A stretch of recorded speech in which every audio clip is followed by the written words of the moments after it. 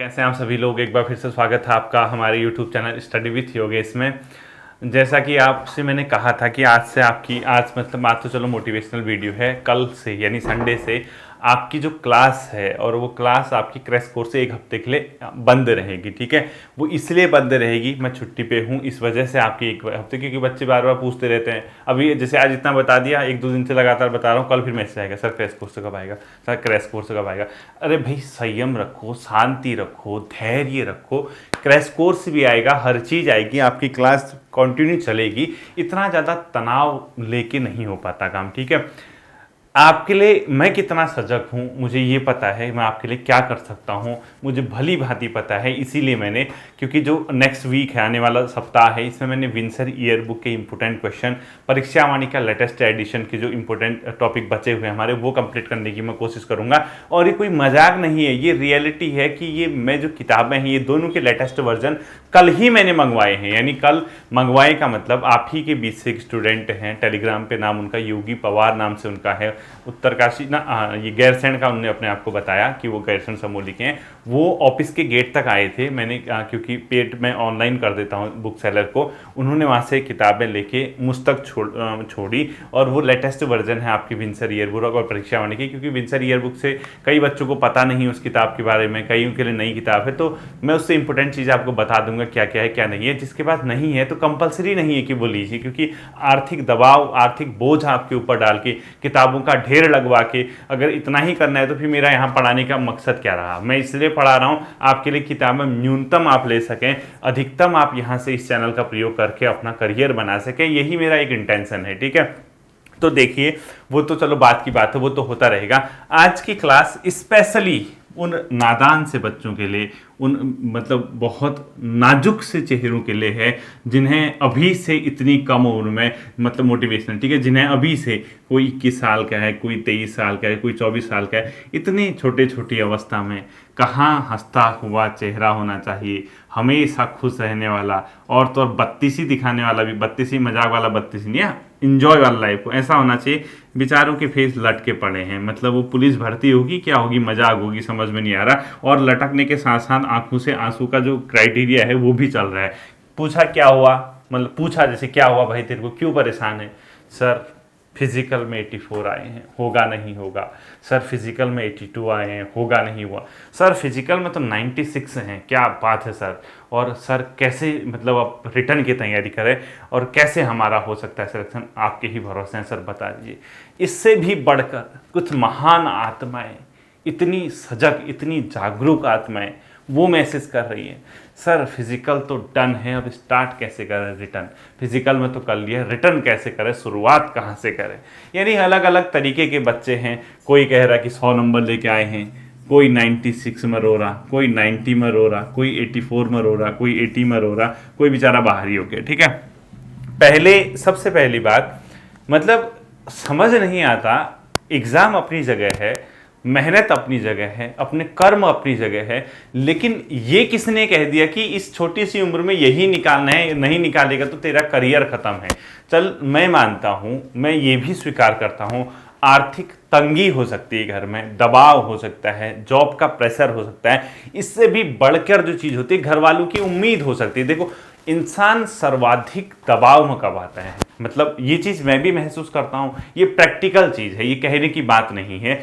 इंसान सर्वाधिक दबाव यानी प्रेशर कब फील करता है, जब उस पर लोगों की नहीं, घर वालों की उम्मीदें टिकी होती हैं। और घर वाले क्या हैं, उनको बेचारों को खुद ही पता नहीं है, वो बहुत ज़्यादा पढ़े लिखे नहीं हैं माता पिता। ये सिर्फ आपके साथ ही नहीं, अधिकांश बच्चों के साथ है, हमारे साथ है। माता पिता को उतना आइडिया नहीं रहता, वो सोचते हैं बच्चा 22 का हो गया, 23 का हो गया, इस बार इसने पुलिस की भर्ती में निकालना ही निकालना है, पूरा मतलब पूरा जमकर उसके ऊपर प्रेशर है कि निकालेगा ही निकालेगा, उम्मीदें हैं इस बार हो ही जाना है, हम लोगों की स्थिति सही हो जाएगी, बहन पढ़ लेगी, भाई आगे पढ़ लेगा, बहुत सारी उम्मीदें हैं। और ये बेचारा जो ये 23-24 साल की उम्र में इतना परेशान है, ये इसलिए इतना परेशान है क्योंकि इसने सपने बड़े देखे ही नहीं है। मतलब इसको ये लगता है कि भाई पुलिस कांस्टेबल है या फॉरेस्ट गार्ड है, यही इसकी जिंदगी का अंतिम लक्ष्य है। अब कई लोग इनसे भी महान हैं, फॉरेस्ट गार्ड कांस्टेबल बनेंगे, फिर लिखेंगे mission Uttarakhand PCS, mission UPSC, इससे भी बेहतर। अभी तो शुरुआत है, अभी तो जमीन नापी है, अभी तो आसमान नापना बाकी है। वो सब सही है, वो कहने की बात नहीं है। आप बहुत कैपेबल हैं, आप कर सकते हैं और आपको करना भी चाहिए। लेकिन मैं उल्टा आपको चलाना चाहता हूं, मैं ये कहना चाहता हूं कि इस उम्र में आके आप फिजिकल के मार्क्स देख के आप रिटर्न की तैयारी करना, वो सब बढ़िया है और आप बेहतर तरीके से कर सकते हैं, आप निकाल भी सकते हैं, मैं इस चीज को स्वीकार करता हूं। लेकिन मेरे समझ में ये नहीं आता कि आप ये क्यों कहते हैं सर यही हमारा अंतिम मौका है। मैं मतलब आज तक नहीं समझ पाया, क्या आपको भगवान ने 2 हाथ दिए हैं, आपको भगवान ने 2 पैर दिए हैं, आंखें दी हैं, आपको सुन सकते हैं ना, आपका शरीर ठीक होना चाहिए, आप स्वस्थ होने चाहिए। जिंदगी में कमाने के हजारों तरीके हैं बच्चों। अगर सरकारी नौकरी की सोच ली तो एक तरीके से अपने ऊपर का जो प्रेशर है उसको आपको मिटिगेट करना होगा, उसको आपको हटाना होगा। हाँ, आप 38 ईयर के होते, आपका आगे पीछे कोई कमाने वाला नहीं होता, आपका अंतिम मौका होता, मैं आपके दबाव को महसूस कर सकता था। लेकिन जब आप खुद मुझसे 5-5, 6-6 साल छोटे हैं, मेरे छोटे भाई समान है, मेरी छोटी बहन समान हो, तो उसके बाद इतनी बड़ी जिंदगी पड़ी है, क्यों इतना तनाव ले रहे हो बताओ। क्या आपको क्या लगता है कि पुलिस भर्ती में नहीं होगा तो आप लोगों का सिलेक्शन नहीं होगा, कभी जिंदगी में कभी आप आगे नहीं बढ़ पाओगे, यही अंतिम मौका है? किसने कह दिया बताओ? सपने बड़े देखिए। ऐसी जगह से आप बिलोंग करते होंगे, मैं मानता हूं, जहां लोग ये सोचते हैं कि आर्मी में भर्ती होना, पुलिस में भर्ती होना, फॉरेस्ट गार्ड का एग्जाम निकाल देना, यही सब कुछ है। वहां बच्चे हो सकता है कि इतने बड़े ड्रीम नहीं देखते हों कि कोई आईएएस बने, कोई आईपीएस बने, कोई स्टेट पीसीएस निकाले, कोई चार्टर अकाउंटेंट का करे, कोई अलग जगह निकले, कोई विदेशी सेवा में जाए, यानी बहुत से ऑप्शन है, कोई इंजीनियरिंग करे, कोई बढ़िया सेक्टर में जाए। इतना हो सकता है कि उस इलाके से लोगों की थिंकिंग ना हो, और दूसरी चीज उनके आर्थिक हालात यानी उनकी आर्थिक परिस्थितियां ऐसी ना हो जो बड़े बड़े कोर्स या बड़े बड़े कोचिंग संस्थानों से या अच्छी अच्छी शिक्षा को ले सकें। उनका एक नॉर्मल बेस बनाना आपका हो सकता है कि फाइनल इंटेंशन हो, कैसे ही एक जगह सेटल हो जाए, आपकी जिंदगी बन जाए, यही आप हो सकता है कि सोचते हो। लेकिन मैं आपसे एक ही रिक्वेस्ट करूंगा बच्चों, आपका जो भी है, जो भी जिस एग्जाम की भी तैयारी आप करते हैं, आपके हाथ में आपके कर्म, आपकी मेहनत, आपकी ईमानदारी, यही एक ऐसी चीज है, और आपकी लगन, मतलब ये एक ऐसी चीज है जो आपको किसी भी राह को तोड़कर, किसी भी बाधा को तोड़कर आगे बढ़ा सकती है। बशर्ते कि आप ये ना सोचो, इस प्रकार का सड़ा हुआ सा बेस बना के ना सोचो कि नहीं ये नहीं होगा तो कुछ नहीं होगा। क्या दबाव है बताइए? आपको लगता है ना कि आप आर्थिक रूप से परेशान हैं, अरे भाई इतना ही है, भगवान ने हाथ पैर दिए, जाइए ना पत्थर फोड़िए, उसके साथ साथ रात को पढ़ाई कीजिए। नहीं कर सकते हैं क्या? आपको क्या लगता है कि आप बहुत ज्यादा दबाव में हैं? जाइए होटल में जाइए, बर्तन मांजिए, साथ साथ ही रात के टाइम पे पढ़ाई कीजिए। ऐसे तो हजारों एग्जाम्पल है, बच्चों ने, लोगों ने, घर जिसकी घर की परिस्थितियां खराब है, जो बेचारे मजबूत क्या कहते हैं, एक प्रकार से मजबूर हैं चीजों को लेके, जिसके आगे पीछे आश्रित ज्यादा है, कमाने वाले कम है, उन्होंने तो दिन के टाइम पे पत्थर फोड़ फोड़ के पढ़ाई करके अपना एग्जाम क्रैक किया है। लोग सब्जियां बेच के एग्जाम क्रैक कर रहे हैं, लोग होटलों में बर्तन मांज के भी एग्जाम क्रैक कर सकते हैं। ये सिर्फ और सिर्फ ये जो जज्बा है ये आपके अंदर होना चाहिए। अभी इतना कुछ नहीं बिगड़ा है, अपनी उम्र देखिए, मासूम से बच्चे हो, इतना ज्यादा प्रेशर मत लो कि मुझे कांस्टेबल बनना है, नहीं बनूंगा तो मैं ये, अरे भाई कल मैसेज आ रहा कम्युनिटी टैब में कि 84 मार्क्स आए हैं, मेरे घर वालों की इतनी उम्मीद है, मैं नहीं कर पाऊंगा तो क्या करूंगा, मैं हो सकता है नहीं हो सकता है। भाई 84 मार्क्स आए, तेरे पर रिटर्न है ना, 100 मार्क्स का रिटर्न है, उसकी तैयारी क्यों नहीं कर रहा है? तो सही ना, ऑप्शन तो सब खत्म तो नहीं हो गया। मैं तो लोगों से कहता हूँ 75 मार्क्स भी हैं तो आपके अंदर जज्बा है तो रिटर्न की तैयारी कीजिए। 3 महीने का समय है आपके पास, क्यों नहीं उसकी तैयारी कर रहे हैं? आप अगर रोना रोते रहोगे, आंसू पोंछने वाला कोई नहीं है। मैं आपको अभी भी कह रहा, आपके आंसू कोई नहीं पूछेगा, दुनिया की कोई ताकत नहीं है। मेहनत ही अंतिम विकल्प है और मेहनत को इंजॉय के साथ कीजिए। मैं सिर्फ और सिर्फ एक चीज मानता हूँ, आपके साथ जो सबसे बड़ी दुविधा है, सबसे बड़ी समस्या है, वो आर्थिक तंगी की होगी, इसके अलावा कुछ नहीं। ठीक है, तो जितना मुझसे हो सकता है, मुझसे क्या, किसी भी कोई भी अगर शिक्षक आपको शिक्षा दे रहा है, जितना उससे हो सकता है उसको गेन कीजिए। इधर उधर भटकने से बेहतर है एक रूटीन के साथ पढ़ाई कीजिए। क्या मतलब आप ये कहना चाहते हैं कि आप नहीं निकाल सकते? क्यों नहीं निकाल सकते बताइए? आपको पता है पैटर्न क्या है, आप जानते हैं 40 नंबर की उत्तराखंड है, 20 नंबर की हिंदी है, 40 नंबर के अंदर जीएस और रीजनिंग वाला पोर्शन है। तो बताइए आप क्यों तैयारी नहीं कर पा रहे? क्या दिक्कत है आपको? प्लेलिस्ट में 1 by 1 फोल्डर बनाए गए, जिला सीरीज उत्तराखंड की पढ़ाई गई, उत्तराखंड के इंडिविजुअल टॉपिक सीरीज सीरीज पढ़ाई गई, उत्तराखंड की हिस्ट्री पढ़ाई है, उत्तराखंड परीक्षावाणी पढ़ाई है, उत्तराखंड के इंपॉर्टेंट फैक्ट कराए हैं। हिंदी में UKSSC हिंदी वाला फोल्डर है, UKSSC या हिंदी गहन अध्ययन वाला फोल्डर है, उसके अंदर GS के NCERT फैक्ट है। GS नहीं वहां से समझ आ रहा, स्टडी विथ योगेश 2.0 दूसरे चैनल पर GS कराई जा रही है,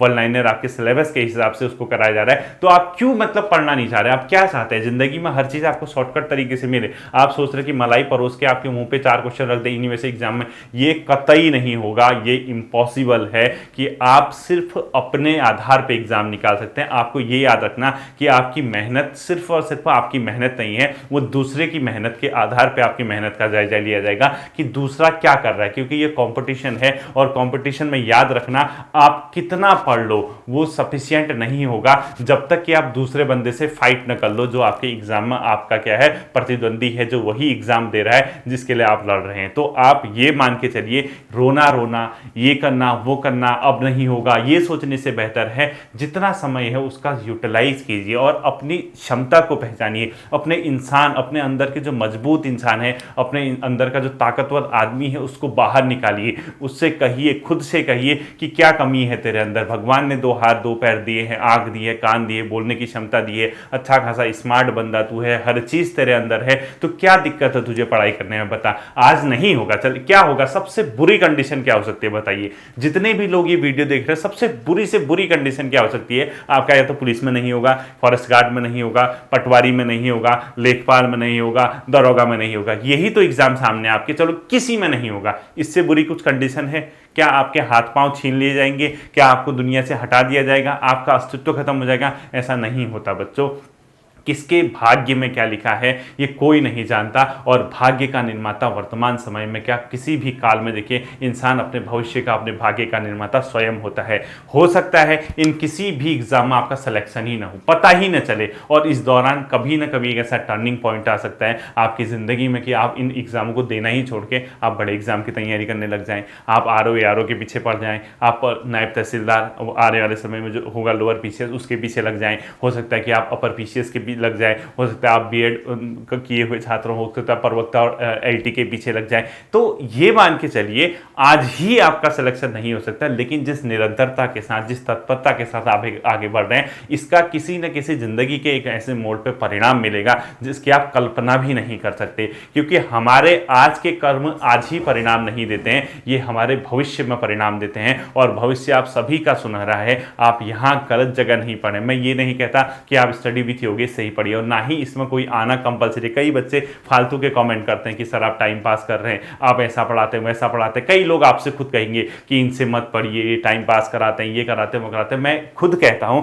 मुझसे पढ़ने की ज़रूरत ही नहीं है। ना मैं कभी किसी से कहता कि मेरे चैनल को सब्सक्राइब कीजिए, ना मैं किसी से कुछ कहता। वो आप खुद आए हैं इस मंच पे, और आप क्यों आए हैं ये आप जानते हैं। भले ही आप कितना कुछ कह लीजिए दूसरों से, दिल से आप ये भी मानते होंगे कि सर आपके लिए मेहनत करते हैं और सर आपको सही डायरेक्शन में लेके जानते हैं। क्यों? क्योंकि यहाँ से इस मंच से आपको आपके सिलेबस के आधार पर चीज़ें पढ़ाई जा रही हैं, आपको समझाया जा रहा है, आपको कुछ गलत नहीं बनाया जा रहा। और दूसरी बात, हाथ पकड़ के नहीं बिठाया गया है, कोई आप मुझे दबाव नहीं डाल सकते। कई बच्चे ये कहते हैं ना, ये पढ़ाइए वो पढ़ाइए, उनको बोलने का तरीका ही नहीं पता। क्या आज्ञा देना क्या होता है और अनुरोध करना क्या होता है, यानी रिक्वेस्ट क्या होती है, ऑर्डर क्या होता है, उनको यही डिफरेंस पता नहीं है। तो वो जबरदस्ती आके आदेश करेंगे, सर ये पढ़ाइए वो पढ़ाइए, ये गलत हो। ऐसा नहीं करना बच्चों।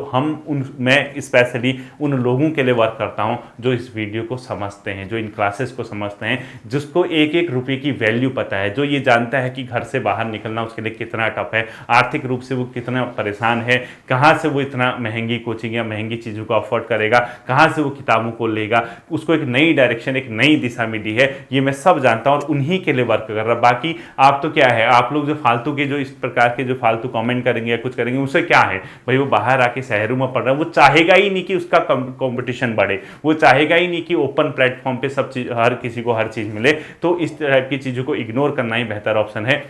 आपसे मैं कह रहा, आप किसी की मत सुनिए, आपके कितने मार्क्स से हैं, आप क्या कर रहे हैं क्या नहीं कर रहे, आपको किसी के सुनने की जरूरत नहीं है। आपका सेकंड स्टेप प्रैक्टिकली मैं बता रहा हूँ। फिजिकल देने के बाद सेकंड स्टेप आपका रिटर्न की तैयारी करना है, और रिटर्न की तैयारी आप ये मत सोचिए कि आपके कितने मार्क्स है, ध्यान रखना ये रिटर्न की तैयारी आपके सिर्फ आज ही या कल ही या पुलिस की भर्ती में काम नहीं आएंगी, ये आपके भविष्य में भी काम आएगी। और मैं हमेशा कहता हूँ नोट्स के साथ पढ़ाई करना, हमेशा अपने सेल्फ नोट्स बनाना, दूसरे से परचेज करके या कॉपी पे मतलब अपना फोटो स्टेट करके इससे सफलता नहीं मिलती। अपने हाथ से लिखो, वहीं पे क्लास को पढ़ते हो उसको रिटर्न में जो लिख करते हो उसी को लर्न करने की कोशिश किया करो, बार बार उसको दोहराया करो। अब कई बच्चे मुझसे क्या कहते हैं, सर याद नहीं होता, पढ़ी हुई चीज़ें याद नहीं हो रही, पढ़ तो रहे हैं लेकिन एग्जाम में भूल जाते हैं। अरे भाई पढ़ रहे हो, एग्जाम में भूल जाते हो, मैं ये मानता हूँ, लेकिन इसका कोई सॉल्यूशन नहीं है रिवीजन के अलावा, कोई भी नहीं। और दुनिया में ऐसा आज तक शख्स पैदा ही नहीं हुआ है कि जो उसको पढ़े उसको हमेशा के लिए याद रहे। मैं खुद हूँ, मैंने 4 दिन पहले क्या पढ़ा मुझे खुद याद नहीं। हाँ, अगर मैं कोई चीज़ देखूँ, मैं सुनूँ, मैं ऑप्शंस देखूँ, उसके विकल्प देखूँ तो मुझे खुद याद आ जाएगा। तो मैं आपसे हमेशा एक ही चीज़ कहता, जो छात्र मुझसे ये कहता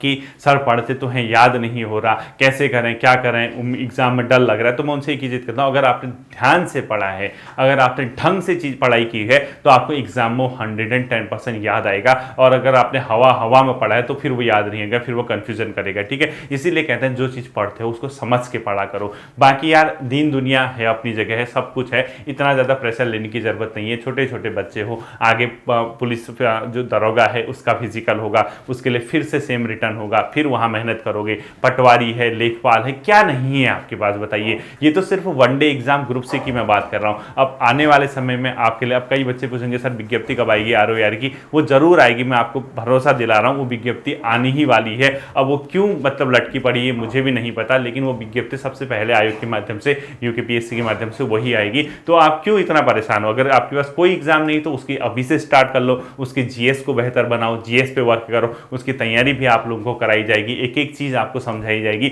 इतना करने के बाद भी अगर आप निराश हैं, आपको लगता है कि नहीं मुझसे नहीं हो सकता, तो बच्चों आपको उठाने वाला कोई नहीं है। ठीक है, हम सिर्फ मार्गदर्शन आपको दे सकते हैं, हम सिर्फ आपको समझा सकते हैं कि आप बेहतर कीजिए, आप आगे बढ़िए, आप अपने अंदर का जुनून लेके आइए, आप अपने माता पिता भाई बहन गुरुओं का आशीर्वाद लीजिए, आप अच्छी संगत कीजिए, अच्छे लोगों के बीच रहिए, अच्छी चीज़ें सीखिए, धीरे धीरे अपने अंदर सिंसियरिटी जनरेट कीजिए, और एक दिन ऐसा आएगा कि आपके हाथ में आपका रिजल्ट होगा, आपकी सफलता वहीं दिखेगी। और इतना ज़्यादा तनाव में रह के, बहुत ज़्यादा प्रेशर में रह के कोई भी ज़िंदगी में सफलता नहीं मिलती, इसको मान के चलना है। ठीक है, तो कसम खा लीजिए, आज से मान के चलिए कि आपको नेगेटिव नहीं होता। आप ये भूल जाना कि समाज आपसे क्या कहता है, आप ये भूल जाना कि आपके रिश्तेदार नातेदार आपसे क्या कहते हैं, आप ये भूल जाना आपके दोस्त आपके पे कितना कमेंट या कितना टोंट करते हैं, आप सब चीज़ भूल जाइए। आप अपने भविष्य को बेहतर बना रहे हैं, और इंसान अपने भविष्य का निर्माता स्वयं होता है। मैं आपको हज़ारों बार एग्जाम्पल दे चुका हूँ। इस पिछले 1.5 से 2 साल के अंदर, यानी जुलाई 20 को मुझे यूट्यूब पे 2 साल कंप्लीट हो जाएंगे, तो मैं फिर केक कट करूँगा, फिर आपको खिलाऊँगा। हंस दो यार, हंस दो, बड़ा मज़ा आएगा, हंसना पड़ेगा। अपने जन्मदिन के अवसर पर, यूट्यूब के एनिवर्सरी पर, यानी 1 साल 2 साल जो होते हैं, तब मैं केक कट करता हूँ, 5 मिनट आपके साथ आके। भले ही कई लोगों को लगता होगा क्या यार, क्या बचकाना हरकतें हैं, लेकिन क्या करें, भगवान ने बचकाना ही बनाया तो बचकाना ही करेंगे। ठीक है, मुझे कोई फ़र्क नहीं पड़ता, मेरे लिए आप मेरा परिवार है, मेरे लिए हर एक सदस्य मेरा भाई है, मेरी बहन है, उन सब के लिए मैं वर्क करता हूँ, और मुझे आपके साथ फ्रीली रहने में बहुत ज़्यादा मज़ा आता है। ठीक है, तो मैं आपसे यही कहना चाहूँगा अंत में कि बच्चों पढ़िए, पढ़ते रहिए, कौन क्या कह रहा है इससे कोई मतलब मत रखिए। आप यकीन नहीं करेंगे, जब सब कुछ मेरे पास है, भगवान की दी हुई नौकरी है, पेट पल रहा है, परिवार पल रहा है, उसके बावजूद मैं अपने लिए समय बिल्कुल नहीं निकालता हूँ। आप मेरा फ्रेंड सर्कल देखेंगे, 1 या 2 इंसान के अलावा कोई मेरे फ्रेंड सर्कल में नहीं होगा जिनसे मेरी डेली बात होती है, डेली जिनसे मैं घूमता हूँ। 1-2 लोग मुश्किल से होंगे, मुश्किल। मेरा ऑफिस जाने, मेरा सेक्शन जाने 4-5 वो लोग वो जानते हैं, मेरा परिवार जाने और मेरा यूट्यूब परिवार जाने, इसके अलावा मेरी ज़िंदगी सीमित है। इसी पे मैं वर्क करता हूँ। जब इतना सब कुछ करने के बाद मैं इतना कुछ कर सकता हूँ, आप क्या है 6 महीने 1 साल पढ़ लीजिए, 2 साल पढ़ लीजिए, 3 साल पढ़ लीजिए, 4 साल पढ़ लीजिए, कब तक नहीं मिलेगी सफलता बताइए। एक न एक दिन आपको सफल होना है, एक न एक दिन वर्दी पहन के मेरे पैर छू के आशीर्वाद लेना है, एक न एक दिन मैं आपको गले लगाऊंगा। मुझे पूरी उम्मीद है बातें समझ आई होंगी। जहां भी निराशा होगी, जहां भी थकोगे, आपका बड़ा भाई बन के पीछे से पुश करके आपको फिर आगे बढ़ाऊंगा। होपफुली चीज़ें आपके समझ आई होंगी। फिर मिलेंगे अगले सेशन पे, अपना ध्यान रखना। Thank you.